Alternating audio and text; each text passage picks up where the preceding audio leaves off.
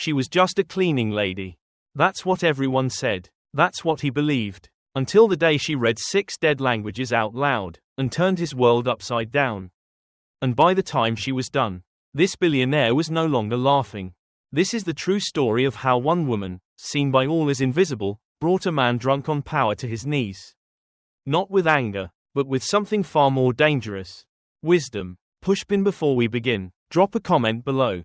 Have you ever underestimated someone and been proven wrong? Or maybe you were the one they didn't see, until it was too late. They called him the king of the 47th floor. Eduardo Santillan. Real estate tycoon. Self-made. Ruthless. He had more money than he could spend. More buildings than he could remember, and an ego so inflated. He believed everyone else existed to be beneath him. But hidden in the corner of his polished office, for 15 years, was a woman with a secret. And when he put on a cruel translation challenge to humiliate the world's best linguists, she stepped forward, and the game was over before it began. What she revealed didn't just win his fortune. It shattered everything he thought he knew about value, status, and what it means to truly lead. From the 47th floor, Eduardo could see everything. People looked like ants. Cars moved like blood cells through the city's veins. And in his Italian leather chair, one that cost more than most families earned in a year, he watched the world. Convinced it belonged to him. He was 45, a billionaire. His empire spanned skylines. But what Eduardo enjoyed most was breaking people. He didn't just want to win. He wanted you to know you'd lost. And today, he was in a particularly cruel mood. On his desk lay an ancient document, yellowed, brittle, filled with mysterious scripts. Arabic, Sanskrit, classical Chinese, dead dialects no longer spoken. He'd inherited it as part of some family estate and didn't care what it meant. But he saw an opportunity, a public spectacle, a cruel game. He sent out a challenge to the city's most respected linguists. Translate this. Win my entire fortune. The media swarmed. The academic world buzzed. And in truth, Eduardo didn't believe anyone would win. He was hoping they'd fail. Because watching brilliant minds collapse under pressure, that was his kind of entertainment. His secretary buzzed in. Sir, the translators have arrived. Eduardo's smile curled like smoke. Let them in, he said, already savoring the show. Brain and deep in the shadows of that same office, stood Rosa Mendoza. Mop in hand, head down, silent. What Eduardo didn't know, what no one in that room knew, was that the most dangerous mind wasn't the one in a tailored suit. It was the woman he hadn't looked at once in 15 years. And when she finally spoke, every language, every assumption, every lie he built his power upon, would begin to crumble. Eduardo Santillan sat behind his obsidian desk as though perched atop an ivory throne. From his 47th floor office, he watched the city's pulse, taxis weaving like blood cells, crowds scuttling like ants. To him, each life below was an accessory, no more real than the marble statues lining his walls. He had built an empire of glass and steel, yet it was hunger for power that truly defined him. In the mirror bright morning light, his reflection was flawless, tailored suit, polished cufflinks, a half smile that never quite reached his eyes. But inside, Eduardo felt a familiar hunger, the thirst for spectacle. He craved the moment when someone would crack under his gaze, would beg for mercy before the world, and he would laugh, loud, cold, triumphant. A week ago, he'd discovered the yellowed manuscript hidden among dusty ledgers in his grandfather's safe. Ancient scripts danced across brittle pages, Arabic flourishes, Sanskrit glyphs, Chinese characters carved by hands long dead. Nobody will ever translate this, he'd mused, voice echoing in the hollow luxury of the room. Then a plan had summoned itself from the darker corners of his pride, a challenge to the city's top linguists. Public humiliation in exchange for a fortune so vast it might make gods weep. Today was performance day. 5 of the greatest minds, specialists, professors, polyglots, stood in his antechamber, shoulders tight, eyes darting with hope and fear. They believed in language. He believed in breaking them. Let them in, he'd said, voice smooth as black silk. And they had filed past his door, each hoping genius would conquer cruelty. In that heartbeat before the curtain rose, Eduardo closed his eyes and inhaled their anxiety. He remembered the first time he'd felt truly powerful, a boardroom in Chicago. A rival CEO reduced to stammering apologies. He had sipped champagne as the man's empire trembled. Power tasted sweet on his tongue. But even as he prepared to feast on these scholars' failure, a shadow flickered at the edge of his consciousness. A memory, back when he was young and hungry.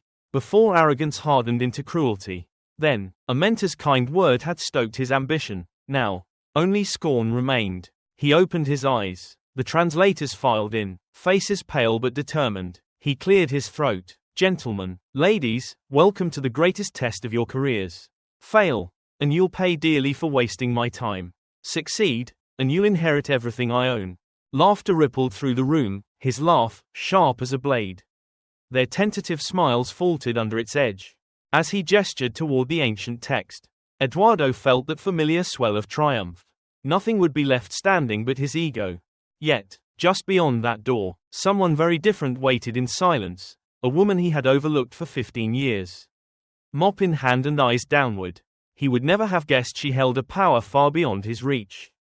And so, as Eduardo prepared to unleash his cruel spectacle, the real story, of betrayal, of hidden brilliance, of a reckoning he could never imagine, was only just beginning. Rosa Mendoza had spent 15 years moving through the corridors of that glass tower as if she were nothing more than its dust. Each morning at dawn, she donned her navy uniform, packed her battered lunch pail, and carried her mop through grand marble lobbies, never once acknowledged. Her presence as transparent as the windows she cleaned. Inside her chest, however, a different story smoldered. In a past life, she had walked among the world's greatest minds, a child prodigy who devoured Sanskrit texts by lamplight. A doctoral candidate at Salamanca whose lectures filled auditoriums. Yet a cruelty far more personal than Eduardo's had severed her from that destiny, her own husband. A jealous academic had orchestrated her downfall, forged plagiarism claims, whispered rumors, lost promotions. It was a betrayal so precise, so merciless, that within months her career evaporated, leaving her stateless in a foreign land with a newborn daughter and no credentials to her name. Every keystroke of her mop echoed the ghost of her past brilliance. She watched scholars in tailored suits walk past, their disdain barely concealed, just the cleaning lady. They whispered, but each insult only fanned the embers of a flame within her heart, an ember that refused to die. On this day, as the translators strode boldly into Eduardo's office, Rosa lingered at the threshold, mop handle trembling in her hands. She knew every nuance of that room, the cold marble sill where she wiped fingerprints, the brass intercom she polished, the leather chair she would never sit in, and she knew the manuscript, its brittle pages, its inscrutable characters, had once been her world. When Eduardo thrust the ancient document toward the linguists with a mocking flourish, the room erupted in nervous laughter. 5 expert voices rose and fell as they struggled against the script's labyrinth. Rosa closed her eyes and felt something at last shift, recognition. A pattern in the flowing strokes, an echo of the Tang dynasty's classic calligraphy she had studied as a graduate student. A flicker of fear and excitement shot through her. Every suppressed memory returned, late-night seminars in Spain.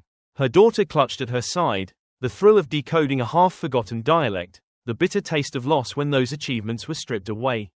In that fractured moment, Rosa realized the challenge was never about money or mercy, it was about reclaiming the voice she had been forced to silence. Summoning a calm she thought long buried, Rosa stepped forward. The translators stiffened. Eduardo's mocking grin faltered. She placed trembling fingertips on the yellowed page and inhaled, drawing strength from every painful chapter of her life. And then, with a clarity that cut through the hush, she began to speak, not in meek apology, but in the pure, resonant tones of Mandarin classics. Each syllable a declaration of survival, each inflection a rebuke to 15 years of erasure. The room froze. Eduardo's laughter died on his lips. And as Rose's voice, once hidden, soared through the office, she was no longer the woman with the mop. She was the storm he never saw coming. When Rosa Mendoza's voice fell silent, an electric hush settled over the room. Eduardo Santalorn's smug confidence drained from his face. Replaced by incredulity, he had expected humiliation. Instead, he faced revelation. In that stunned stillness, a truth too long ignored cracked the hardened veneer of his world. From her first triumphant words in Mandarin classics, Rosa had moved seamlessly through Arabic, then Sanskrit, Hebrew, Persian, and Latin, each language a living testament to her hidden brilliance. The scholars who once flaunted their degrees now shivered, ghosts of their own inadequacy. Yet Eduardo's shock went deeper than wounded pride. It pierced the core of his identity, the belief that money equated power. That titles guaranteed superiority. In the brief seconds before she began, Rosa had carried her pain like armor. She remembered the sting of her husband's betrayal, lying colleagues, fabricated scandal, the day her tenure offer vanished without explanation. Alone and destitute in a foreign land, she had traded lecture halls for laundry carts, convinced the world would never again hear her voice. But hearing her words spill forth with crystalline precision rekindled every ember of the past. With each phrase, she reclaimed chapters of her life stolen by jealousy and fear. She felt her daughter's small hand once more, guiding her through midnight study sessions, echoing questions in broken English and perfect Arabic. She felt the collective gasp of countless nights scribbling margins with transliterations, proof that knowledge refused to be buried. As Rosa read the final lines of the manuscript, her pulse thrummed with catharsis and sorrow. Around her, the translators exchanged reverential glances. Professor Chen's eyes brimmed with tears. Hassan al-Rashid's breath came quick. And Eduardo, he could no longer mask his turmoil. His world of polished marble and curated art felt suddenly hollow. He had built his kingdom on dismissals and disdain, unaware that the true crown sat unseen at his feet, hollering for recognition. In that moment, every insult he had ever hurled, every life he had trampled in pursuit of dominance, echoed back at him in painful clarity. The walls of his office, once a fortress of ego, felt like a cage closing in. Rosa folded the manuscript gently, as though closing a door on 15 years of invisibility. She straightened, not with timid apology, but with the quiet dignity of someone who had borne the weight of erasure and survived. "Sir," she said, voice steady despite the storm inside her, "I have done what you thought impossible." Eduardo's throat tightened. He opened his mouth, but no mocking retort emerged, only a raw, unspoken question. Who was this woman I never saw? And so, the first axe struck through his illusions. Yet the deeper blow was yet to come, the story of betrayal and rebirth that lay beneath her mastery of languages. The manuscript dropped onto Eduardo Santalorn's desk like a gauntlet thrown. Rosa Mendoza stood poised at the center of his gilded world, no longer the silent cleaner but a force of righteous fury. In the cold glare of his crystal chandelier, she took a breath, and unleashed every word she had long held hostage. 15 years, she began, voice low yet undeniable, I have scrubbed these floors while you scrapped dignity from every soul you deemed beneath you. Each syllable landed with the precision of a blade. Eduardo's heart thumped, an unfamiliar pulse of dread. She saw the slightest quiver in his jaw, the tightening of his shoulders. Over the years, she had watched his cruelty from the shadows, the secretary reduced to tears by an offhand insult, the assistant whose hands shook while Eduardo mocked his accent, the janitor fired on a whim. She, too, had borne those blows, in laughter echoing off marble halls, in whispers behind closed doors. In each phrase, Rosa peeled back layers of his arrogance. You said language was your instrument of power, yet you've only ever used it to belittle, to isolate, to destroy. Her eyes, bright with indignation, locked onto his. But language is also your undoing tonight. Memories surged in Eduardo's mind, boardroom taunts disguised as jokes, employees' haunted expressions as they fled his presence, the hollow triumph he once tasted like poison. He had thought himself invincible. Now, each laugh he'd thrown felt like a confession. Rose's voice rose, carrying the weight of every sacrifice she'd made. I graduated at the top of my class, taught at Salamanca, translated texts that now lie in the world's most prestigious libraries, only to wake up one morning with nothing but a broom in my hand. Her knuckles tightened on the desk edge. I was erased, until tonight. She let that word hang, erased. 15 years of fear, of hiding while her mind screamed to be heard. Pain and indignation coalesced into steel resolve, and now her resolve was sharper than any sword in Eduardo's vast collection. Around them, the translators trembled between awe and shame. Even Professor Chen, who had once doubted Rose's quiet presence, whispered, You speak truth. Sweat beaded on Eduardo's temples as the world he'd built of contempt and capital unraveled. He realized that while he hoarded wealth, he'd starved his own humanity. Rose's final words fell like a verdict. Your empire stands on the backs of broken people. Tonight, it crumbles before conscience. She stepped back, the echo of her condemnation still resonating off the marble walls. In that silence, Eduardo saw his reflection in the desk's polished surface, a man unmasked, unmade, and as Rosa folded her arms, a new power radiating from her stance. He understood, he had not simply lost control of a challenge, he had lost control of himself. Rosa Mendoza stood before Eduardo Santalón's opulent desk, the weight of 15 years' silence finally broken. He had watched her wield words sharper than any blade, and now, in the stunned aftermath, he was a man stripped bare of pretense. With steady hands, Rosa reached into the breast pocket of her uniform and withdrew the contract Eduardo had drafted, $500 million to anyone who deciphers the text. Her pulse thrummed as she set pen to paper, and signed her name. In that moment, the room held its breath. The sum was incomprehensible, life-altering. Some would have fled to private islands. Some would have vanished behind vaults of gold.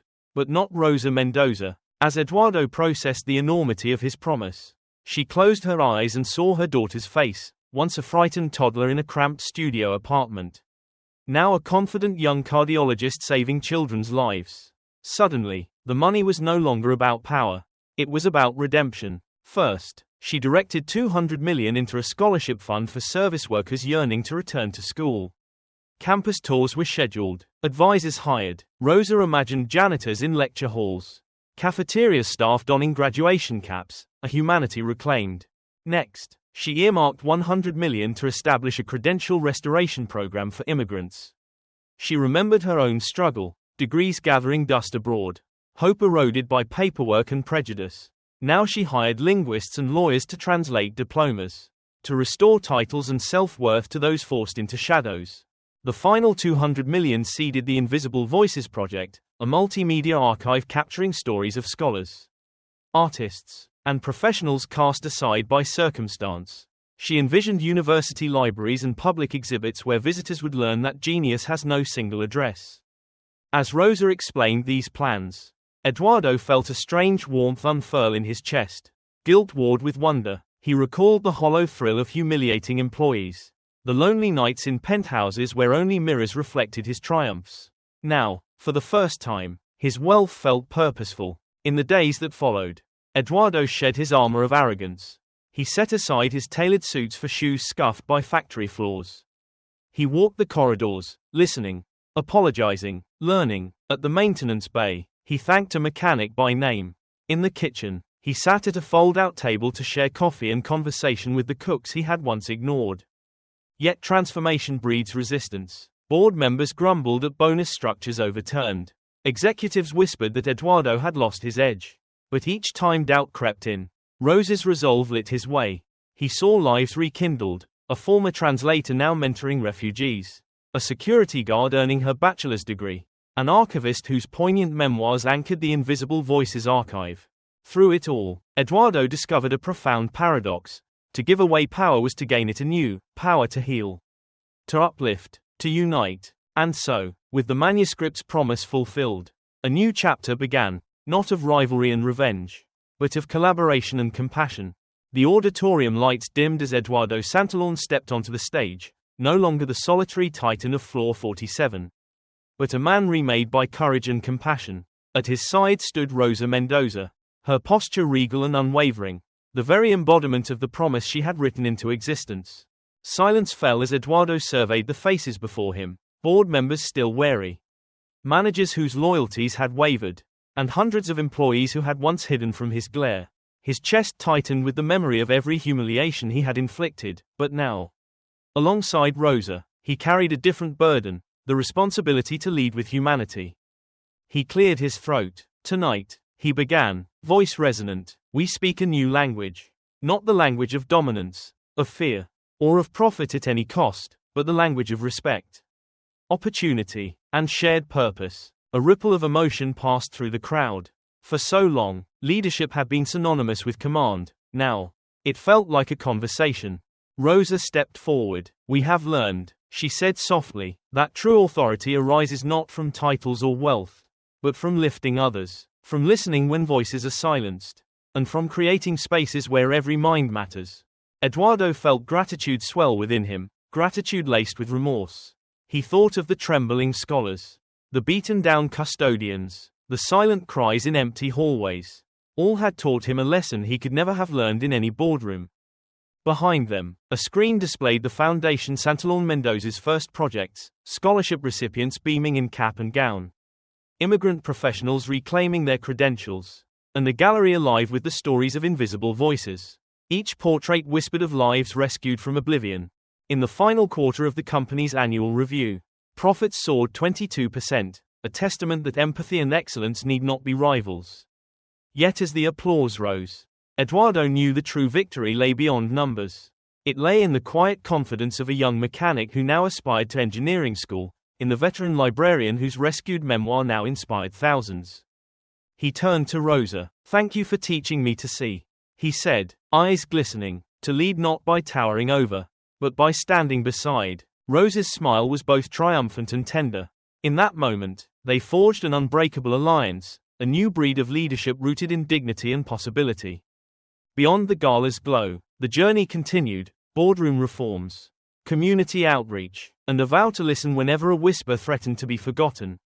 For Eduardo and Rosa, the story was no longer about empires built on exclusion, but about futures constructed by inclusion. And so, with hearts aligned and purpose renewed, they opened the door to tomorrow, where every voice finds its echo, and where the language of leadership speaks in kindness, conviction, and hope. Thank you for watching. Share your story. Has there been a time when empathy transformed your world? Leave a comment below.